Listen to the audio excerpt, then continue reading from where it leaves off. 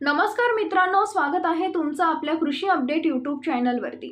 Punjab duck यांचा नवीन अंदाज झालेला आहे। काय आहे संपूर्ण माहिती पाहण्यापूर्वी आपल्या कृषी अपडेट यूट्यूब चॅनलला सबस्क्राइब करून शेजारील बेल आयकॉन प्रेस करा। सध्या राज्याच्या काही भागात मुसळधार पाऊस पडत आहे। या पावसामुळे जनजीवन विस्कळीत झालं आहे। अनेक ठिकाणी घरात पाणी शिरल्याच्या घटना देखील घडल्या आहेत। दरम्यान हवामान अभ्यासक पंजाबराव डक यांनी हवामानाचा अंदाज वर्तवलाय।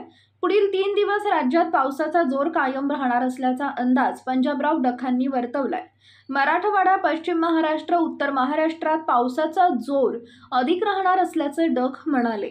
राज्यात 4 ते 11 जुलैपर्यंत पाऊस पडणार असल्याचा अंदाज वर्तवला होता असे डक म्हणाले। दरवर्षी 10 ते 15 जुलैपर्यंत राज्यात चांगला पाऊस होत असतो। यावर्षी जुलै महिन्यात खूप चांगला पाऊस पडणार असल्याचे डक म्हणाले।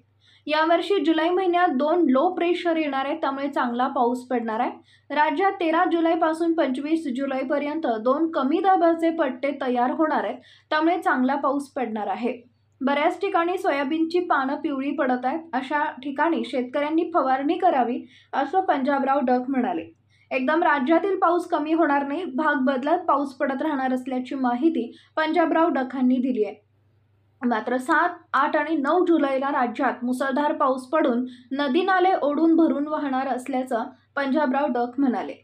दरम्यान आज नवी मुंबईसह ठाणे, पनवेल परिसरात पावसाचा कहर पाहायला मिळत आहे। मुसळधार पावसामुळे रस्त्यावर सर्वत्र पाणी झालंय। रस्त्यांना नद्याचं स्वरूप आलं असून अनेक भागातील जनजीवन विस्कळीत झालंय। तसेच अनेकांच्या 4 चाकी आणि दुचाकी वाहून गेल्याच्या घटना देखील घडल्यात।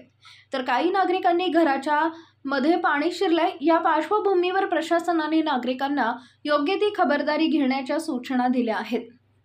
तसेच घरात पाणी शिरल्याने नागरिकांना घराबाहेर पडण्याच्या सूचना देखील दिल्यात। दरम्यान या पावसाचा लोकल सेवेवर देखील परिणाम झाल्याचे चित्र पाहायला मिळाले।